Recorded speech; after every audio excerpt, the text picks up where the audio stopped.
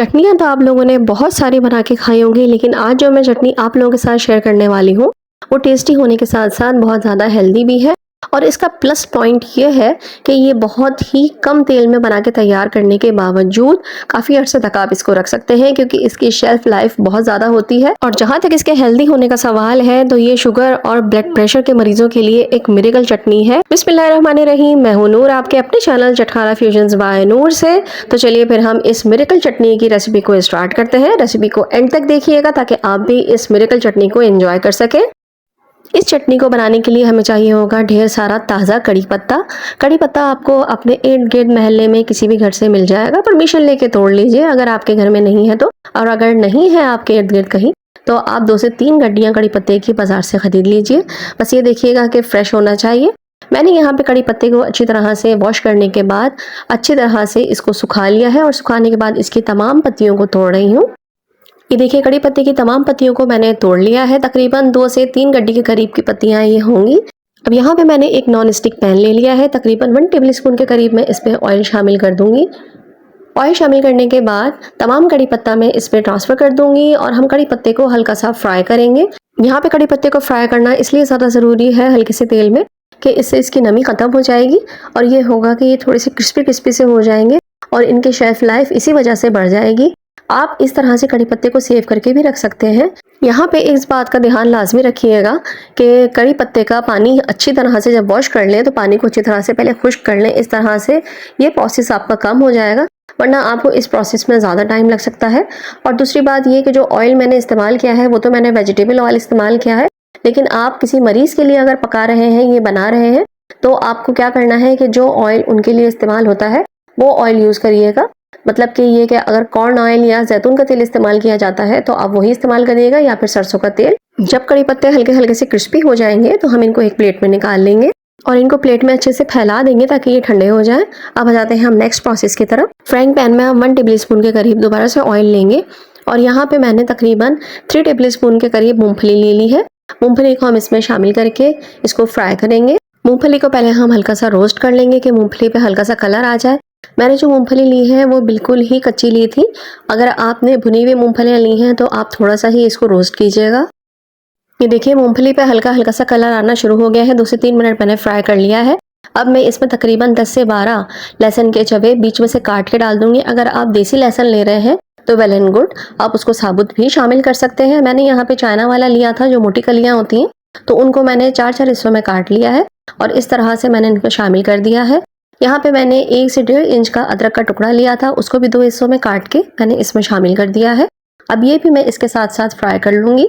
यहाँ पे आप लहसुन की मिकदार को बढ़ा भी सकते हैं, क्योंकि लहसुन जो है वो कोलेस्ट्रॉल को कम करने में बहुत ही माविन साबित होता है। अब इस चटनी को फ्लेवर देने के लिए मैं 7 से 8 साबुत मिर्चों का इस्तेमाल यहाँ पे कर रही हूँ। आप चाहें तो कम ज़्यादा कर सकते हैं। आप चाहें तो आप हरी मिर्चें भी इस्तेमाल कर सकते हैं, लेकिन हरी मिर्चें बाद में जो है वो सौगी हो जाएंगी या पानी छोड़ देंगी, इस वजह से मैं यहाँ पे वो इस्तेमाल नहीं कर रही हूँ। अगर आप भी इसको ज़्यादा देर तक रखना चाहते हैं तो आप भी लाल मिर्चें यूज़ कीजिए, वरना अगर आप 2 से 3 दिन में ख़त्म करना चाहते हैं तो आप हरी मिर्चें इस्तेमाल कर सकते हैं। लाल साबुत मिर्चों को डालने के बाद उसको भी हम फ्राई कर लेंगे। साथ साथ में यहाँ पे डाल दूंगी 1 टेबल स्पून के करीब साबुत सफ़ेद ज़ीरा।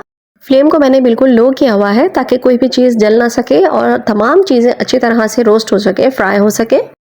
ज़ीरा डालने के बाद भी इसको हम अच्छी तरीके से चलाते रहेंगे ताकि ज़ीरा भी हमारा अच्छे से फ्राई हो सके। 1 से 2 मिनट ज़ीरे को फ्राई करने के बाद मैं यहाँ पे शामिल कर दूंगी तकरीबन 2 टेबल स्पून के करीब तिल। यहाँ पे आप सफ़ेद तिल का इस्तेमाल कीजिएगा।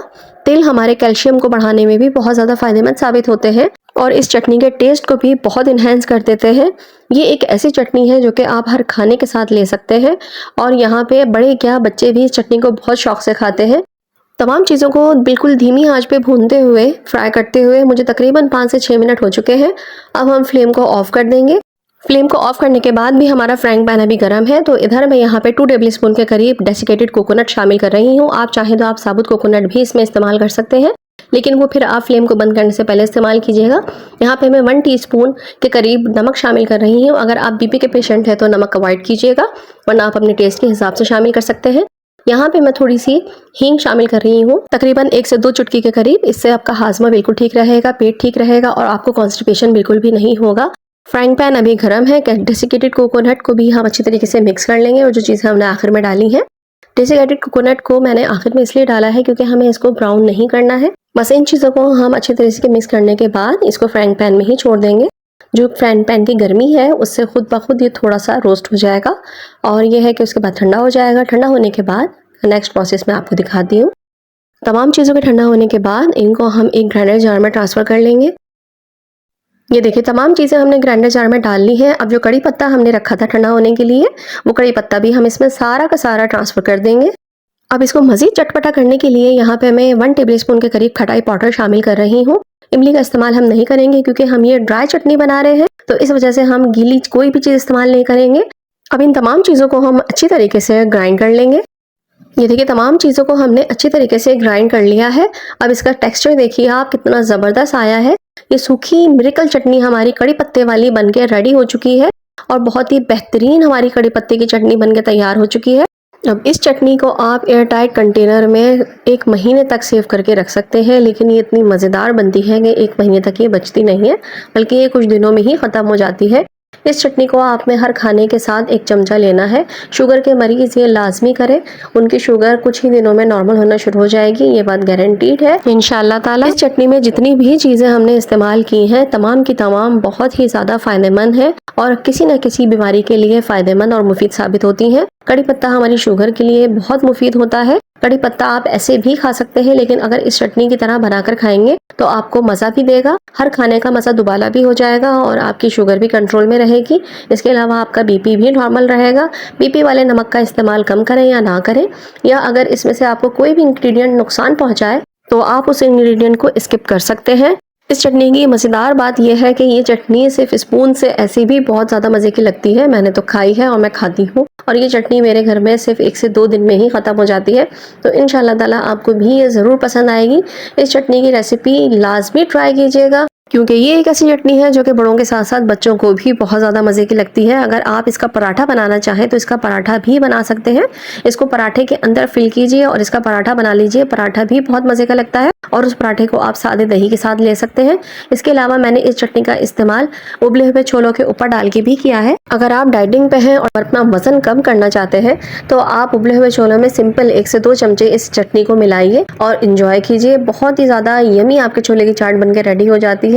इस छोले की चाट में आप ऊपर से प्याज, कुरकुरे या फिर नींबू शक की भी इस्तेमाल कर सकते हैं। बहुत ही यमी और बहुत ही लजीज लगती है। सो फ्रेंड्स, उम्मीद करती हूँ कि आपको मेरी आज की रेसिपी अच्छी लगी होगी। अगर रेसिपी अच्छी लगी है तो लाइक तो बनता ही है और फिर अगर आप मेरे चैनल पर नए हैं तो चैनल को सब्सक्राइब कर लीजिए, बेल का आइकन लाजमी प्रेस कर दीजिएगा। आऊँगी इंशाल्लाह ताला नई सिंपल इजी और डिफरेंट सी रेसिपीज लेकर।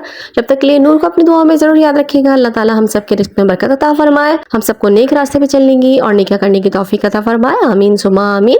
यूट्यूब के साथ साथ आप मुझे मेरे फेसबुक पेज, इंस्टाग्राम और टिकटॉक पे भी फॉलो कर सकते हैं। वहाँ पे भी आपको मेरी रेसिपीज मिल जाया करेंगी। तो चलिए फिर नूर को इजाज़त दीजिए। जल्दी मिलेंगे हम नेक्स्ट रेसिपी के साथ। तो चलिए फिर अल्लाह हाफिज़, अल्लाह निगहबान।